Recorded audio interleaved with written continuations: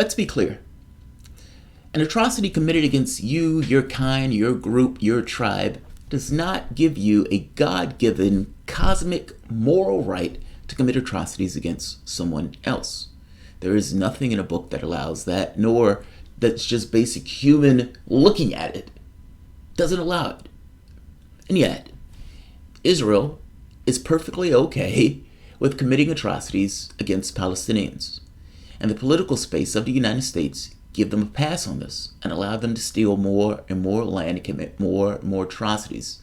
But the media space also not just is okay with it, but affirms certain narratives that have gone back for God knows how long, because we, in this particular struggle, is on the side of the colonialist Israel. In which case, we shall not say a bad word about them, even when bad words, in some respects, should be said about their state. Jake Tapper was called the worst person in journalism, or the worst person on television, after he made this weird remark that the white racist El Paso killer that was involved in domestic terrorism with the goal of killing Hispanics is somehow akin to the brutally occupied Palestinians under Israeli occupation and their pushback against that occupation. Yes, Jake Tapper compared the two as if the two were synonymous to one another. Welcome to the Soapbox.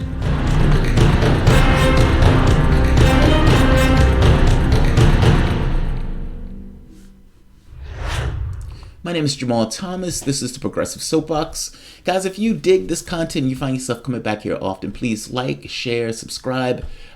Please also, you can always support through PayPal or Patreon. Let's talk about this. I'm not going to spend a huge amount of time on this, but I saw this video and it annoyed me greatly.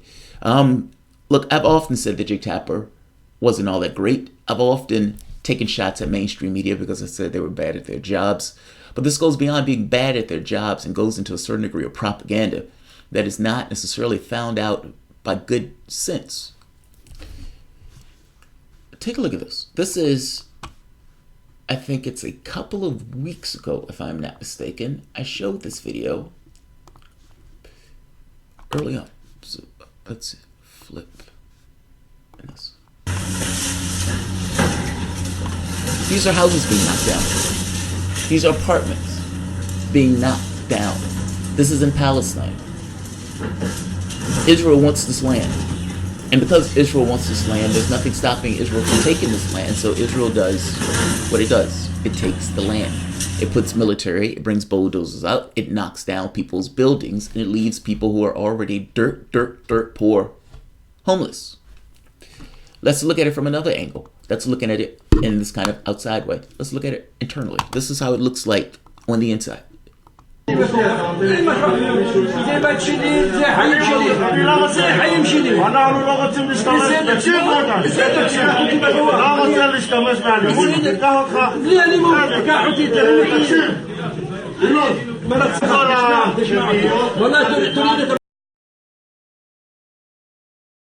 This is people being ripped out of their houses. This was a couple of weeks ago. At the exact same time this was taking place, a bill goes into Congress for an anti-BDS bill, boycott, divestment, sanctions. Boycott, divestment, sanctions is a peaceful protest of this our apartheid state and this brutal occupation of this region. That's what that is. It's stopping to Israel taking more territory, stopping Israel evicting these people, stopping the brutal occupation of this region. And the thought is, it took boycotts in order to get apartheid state South Africa, so let's try a similar process with this. A bill goes into Congress essentially condemning nonviolent protests. At the exact same time, this is taking place. It's extraordinary. It's a slap in the face. An atrocity committed against you does not, in fact, allow you to commit atrocities against others. At the very least, it doesn't allow you to do it with a moral, clear conscience. This is atrocious. Now, Jake Tapper, does this guy have a right to be angry? His house is being taken from him. They're knocking down their buildings.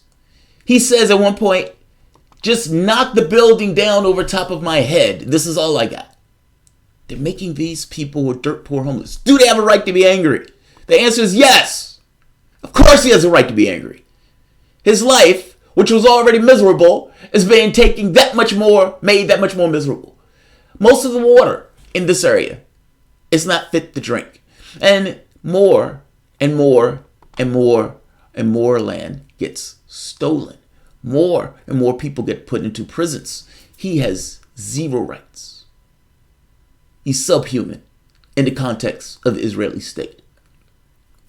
Jake Tapper is comparing people in this situation who have righteous indignation and righteous anger over the occupation that is taken from them. Any country, if it was under siege, would be permitted to fight back from that siege and create political institutions of resistance. But the problem here again, just like the previous one where Sanders goes on Rogan and they criticize, you have people who have a political disposition, not just in politics, but also in media. And they feign this notion of neutrality as they talk about these issues. At least Fox News owns it. If you're going to compare a shooter, an El Paso shooter, who was a white nationalist that committed a mass act of domestic terrorism where he took, if I'm not mistaken, 20 lives off this planet, not because of anything they did, not because they were criminals, not because they were murderers, not because they stole or had stinky feet or did something bad when they were a kid, but because of what they were, purely based on race. I'm eliminating these people off the planet based on race. And you're comparing that to this.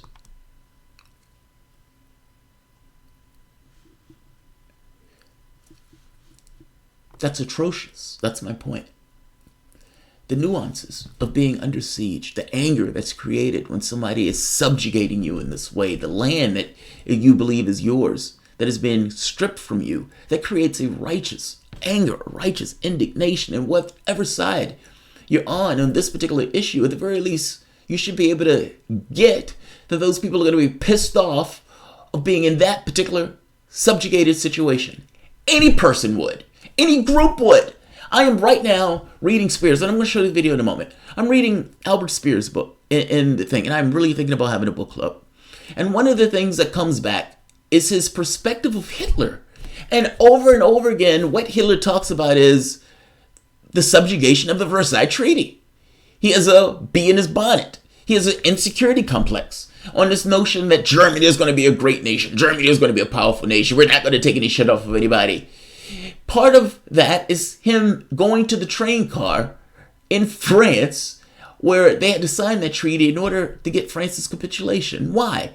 Because it dug into him in somewhat of a disgrace type thing. I'm making the point that as human beings, when you are subjugated, when you are under the thumb of somebody else, there is a righteous indignation that's associated with that.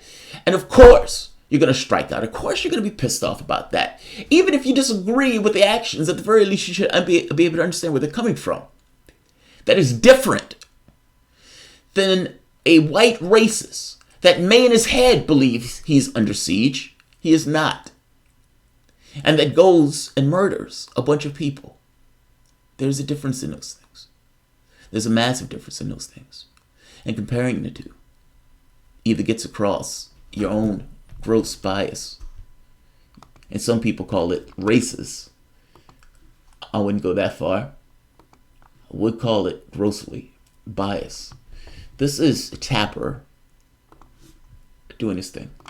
Is that, you hear conservatives all the time, rightly so in my opinion, talk about the tone set by people in the Arab world. Palestinian leaders talking about, and the way they talk about Israelis, justifying in the same way you're doing, no direct link necessarily between what the leader says and a violence against some poor Israeli girl in a pizzeria, but the idea that you're validating this hatred. Yeah. And you're validating the hatred. The argument here has to do with Trump and the rhetoric that Trump has been putting out as he's been jumping across the country. And whether or not the rhetoric creates a higher probability of people acting on that rhetoric. Now, I would say that's true in all situations, regardless of, There's always going to be a higher probability of somebody that may jump onto a stream or something. The question is, is it tangible? Does it yield tangible results? Are people doing things because Trump is inciting them to do those things? That type of stuff. Look, the answer is, to some degree, yes, but probably not to the degree that these guys are pushing. Yes, if Trump is saying something that these guys like, they're going to hone on to it. Is that the sole and only reason that they may go out and shoot somebody? I have a hard time buying that. It's like saying I listen to rock music. The difference here is Trump is using certain phraseology and is pointing to certain parts of the demographic that can create a higher probability of violence. I've said that on more than one occasion. But that's a secondary conversation. The answer is yes. If Trump is going out there and he's giving these hate speeches, then of course there are going to be some people who may listen to these speeches and go out and commit some kind of violent act. Yes, I think that's a fair point. It is not a fair point to compare Donald Trump being racist, having hate rallies, and people responding to those hate rallies, and Palestinians who are under a brutal occupation, who are pissed off that they're under a brutal occupation. The difference here is that whites are not under an occupation. The people of America, regardless of what is going on in their heads sometimes, are not under a brutal occupation of Hispanics. This correlation between the two does not make sense.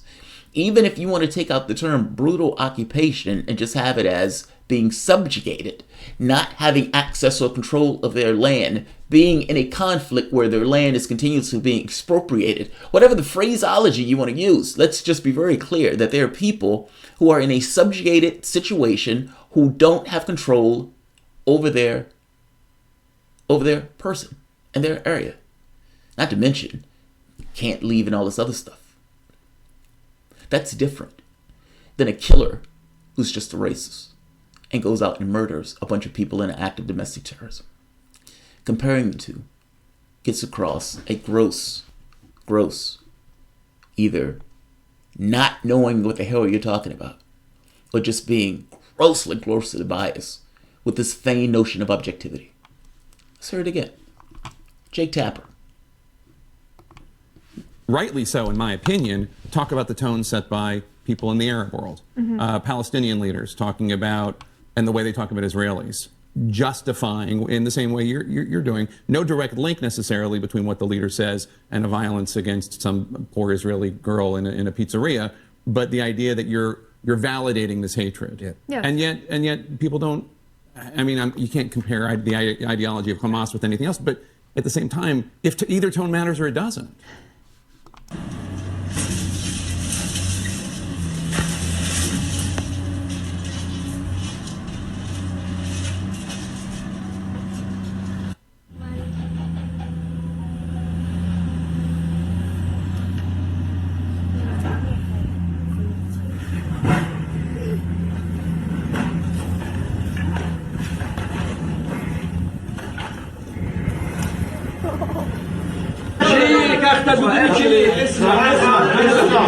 أنت تريد البنيان على رشنا زي حي شلانو يابا نحن نلاقي حركات أنت مرسل تبايت على رش شلانو يابا نحن نلاقي حركات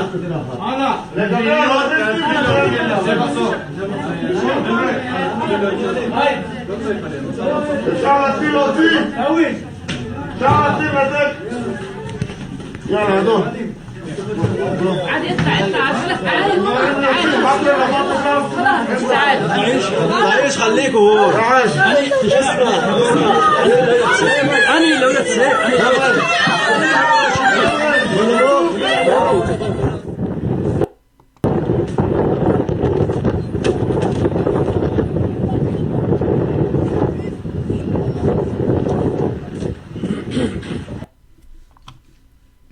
If that guy would have resisted, he would have been shot right there and killed.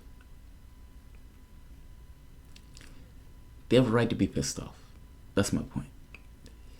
Comparing a killer who didn't have a right to be pissed off, at the very least not at a group that did nothing to him at all,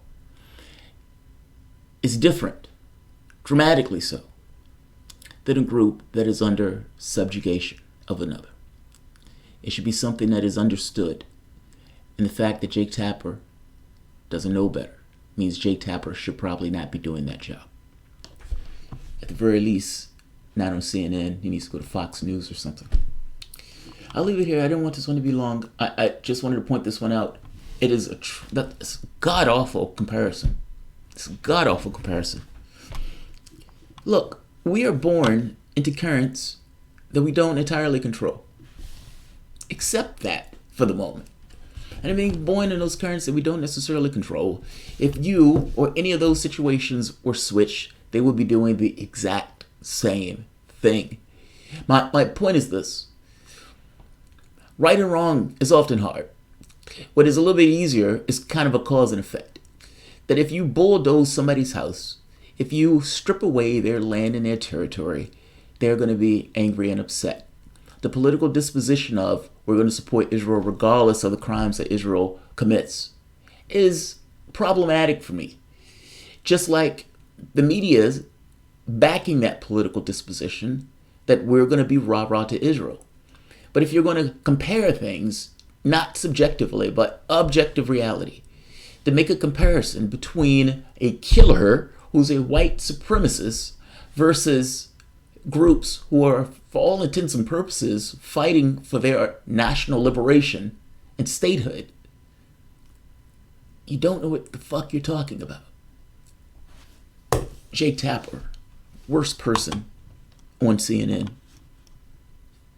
Thanks all.